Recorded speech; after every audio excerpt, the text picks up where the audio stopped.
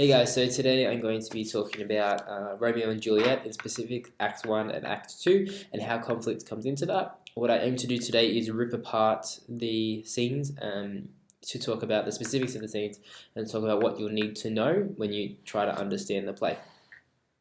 So we've got scene 1, and we open with Gregory and Samson, who are arguing about the conflict between the Capulets and the Montagues, the fight between them. And now the important thing is, this is the first time we get introduced to the feud between the two families. So this sets up the audience to understand what is going on in the play. And it's interesting that Shakespeare uses two background characters like Samson and Gregory, who really only appear in the first act, really, occasionally through then, to introduce this feud. And why not use Montague or Capulet to introduce the feud themselves?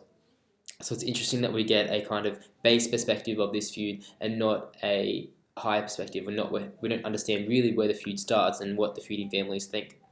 So we've got Gregory and Samson, and they're talking, and it's important that Gregory highlights that the conflict is between the masters of each house and not them. So Capulets come in, and Samson insults them by biting his thumb. And so it's important, this biting thumb is like sticking the root finger up at someone, and that's why it's so key in Shakespeare and Juliet. So in a way, it starts a fight. So the men start to fight. Benvolio, who's Romeo's cousin, is a Montague. He breaks it up. And Tybalt enters and challenges Benvolio to a fight, highlighting that these two are the main characters. So we've got Benvolio, who's Romeo's cousin, and we've got Tybalt, who's Juliet's cousin, but we don't know that yet. We just know they're Montagues and Capulets. And so the citizens encourage the others to fight to bring down both houses. The idea behind this whole idea of citizens encouraging the fight is that hopefully they'll kill each other off, so there won't be any more fighting between the Capulets and the Montagues. It'll just be no one. And that's the whole idea of the citizens encouraging them to fight. So the prince, he breaks up the fight, and he warns if there's another war between them, it'll be extreme consequences, i.e. death. And so Benvolio and the Montagues discuss the depressed state of Romeo. So then it moves on, and it starts. This is where we first start getting introduced to Romeo. So we've had the fight scene, we've had the conflicts between Tybalt and Mercutio, or if you want to take that further, we've had the conflicts between the Montagues and the Capulets. And now we start getting introduced to Romeo, and this is where we first get the description of Rosaline. Now, if you remember, Rosaline is the girl that Romeo was introduced to, was in love with originally, but then she decides to become a nun, so Romeo's real lovesick over her, and he knows that he can't have her. And this love of Rosaline is what leads to the rest of the, kind of what feeds the rest of the play. So the idea is that Romeo can't think of anyone else but Rosaline. So then we go to scene 2.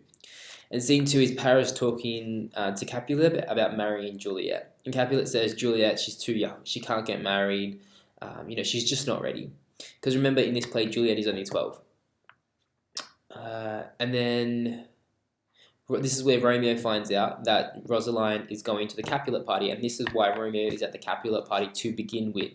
Yeah, so Romeo just doesn't wander into the Capulet party. He's there to see Rosaline, which actually kind of juxtaposes the idea of him meeting Juliet, really, because he was there to see another girl, and then he meets the true love of his life. So he was going with the intention to meet the true love of his life, Rosaline, but it ended up being Juliet, which is something interesting to note. Romeo first sees Rosaline, goes to the party. This is what leads him to the party. So scene 3 is Juliet first learns of Paris's intention to marry her. It's not really a key scene. It's just learns that Juliet is just aware that Paris is there, and so Paris wants to marry Juliet. Let's go to scene 4, Mercutio's dream monologue. Disproving that anything comes from a dream. So Romeo says that he dreams of Rosaline, and Mercutio fights back and says that, well, nothing good can come from a dream. Nothing good, no good reality can come from a dream. So he needs to forget about Rosaline. Romeo fears that going to the party will result in his death because of the prince's warning. So because of the prince's warning, we know that Romeo is scared that if he goes to the party, another fight will occur, and then it'll end up killing. Basically, he'll end up dying, and a whole another fight, another war will end up, and you end up in more destruction than will peace. So then we cut to scene 5, and Romeo first sees Juliet. It's the whole idea of love at first sight. And then Tybalt sees Romeo at the party as he's seeing Juliet, and Tybalt gets enraged, and he wants to punish Romeo for insulting the house of Capulet by coming, their enemies basically coming to their party. But Capulet, Juliet's father, stops Tybalt because he says there's no point disrupting my guests. you just create a fight. There'd be no point. So don't do that. You guys just let Romeo be. We'll deal with him later. So Juliet and Romeo, they end up falling in love. Again, this is a reiteration of love at first sight. And Romeo and Juliet, then they get torn apart. So they see each other, they talk for a little bit, and then circumstance just pulls them apart. And then this is where we enter with Act 2. And now this is a very important act, because what we're going to be talking about now is inner conflict. So it's no longer basic your fights or your destruction. This is talking about your own inner peace and how Romeo and Juliet's love ripped their inner peace from them and introduced conflict into their lives, into their very being, into their nature. So Romeo's seen Juliet at the party, but the party is finished. So we got Act 2, Scene 1. Mercutio and Benvolio can't find Romeo, so they're trying to look for him to leave the party. So then Mercutio starts using Rosaline to call out to Romeo in hopes to get him back. Then Benvolio and Mercutio aren't successful in getting Romeo back, so they leave without Romeo. So we know that Romeo is still in the Capulet area.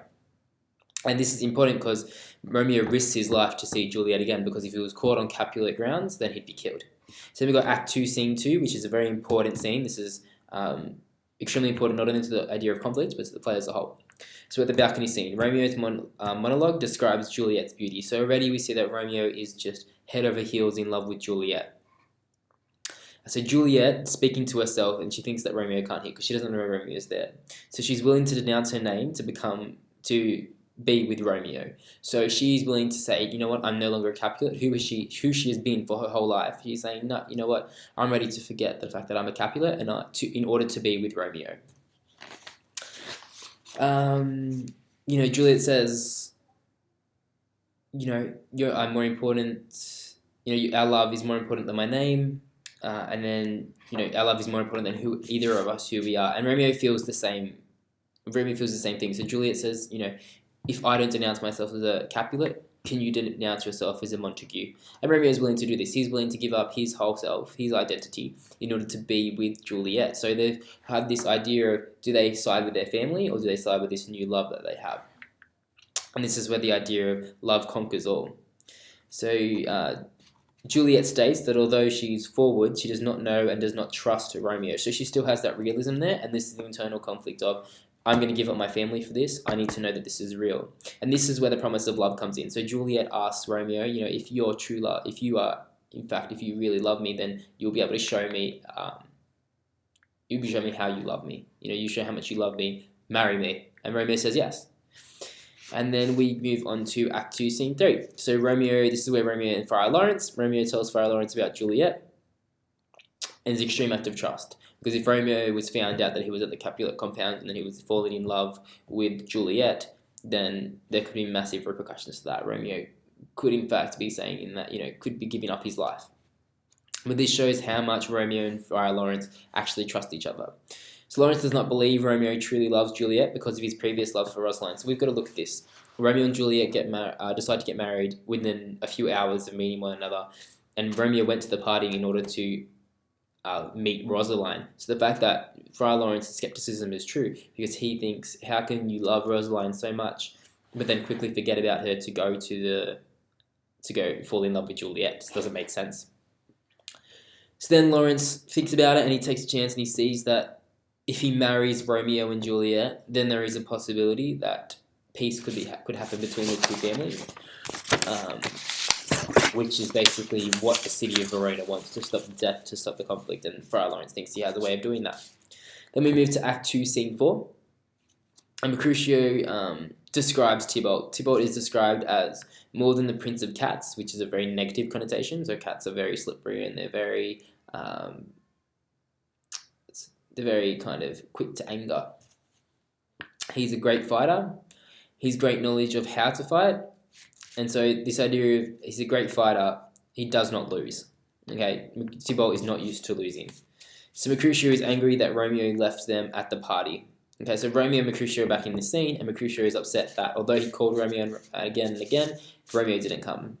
So the nurse, this is where the nurse, so Juliet sent a message of marriage via her nurse to Romeo, And she warns Romeo, she says, make sure your intentions are true, otherwise this could end in more disaster. This could increase the conflict instead of resolving it. And Romeo tells the nurse that it's true and decides that date, so because this is their only talk, this is Romeo and Juliet's only way of talking to each other, through the nurse. So Romeo decides, if she has leave for confession, if Juliet has leave for confession, to go to Friar Lawrence, and they'll meet there in secret and they'll get married. So that's what happens in Act 2, Scene 4. It's all about the planning of the marriage. And the nurse takes that meaning back and encourages Juliet in Act 2, Scene 5 to marry Romeo, because she sees that Romeo's intentions are true. And then we go to Act 2, Scene 6, where is it's the scene where just before Romeo and Juliet get married, some plays have actually incorporated their actual marriage. And that's their union. So in the first 2 acts of a 5-act play, we already have established that there is strong conflicts between the two families. Romeo and Juliet are forbidden love, and yet they are destined to be together, which is the whole idea of star-crossed, and they do get together. Regardless of their diversities, they still do get together. So we have a couple who have been known each other for max an hour and a half to 2 hours, and they're already married. Okay, and this is how important. So they've neglected their family, they've pushed aside their friends, they've pushed aside their identity in order to be together. And that introduces the whole idea of conflicts as a whole, because you've got this inner conflict of, do I follow my family and my friends, or do I trust my heart? And so you've got these 2 conflicts they're weighing up, and they have to decide whether to take them or not. And obviously in the play they take their heart, which, as we know when we look at, in the next few acts, doesn't end so well, which introduces its own aspects of conflict as well. So I'll leave it there. So yeah, it's a comprehensive understanding of Act 1 and Act 2.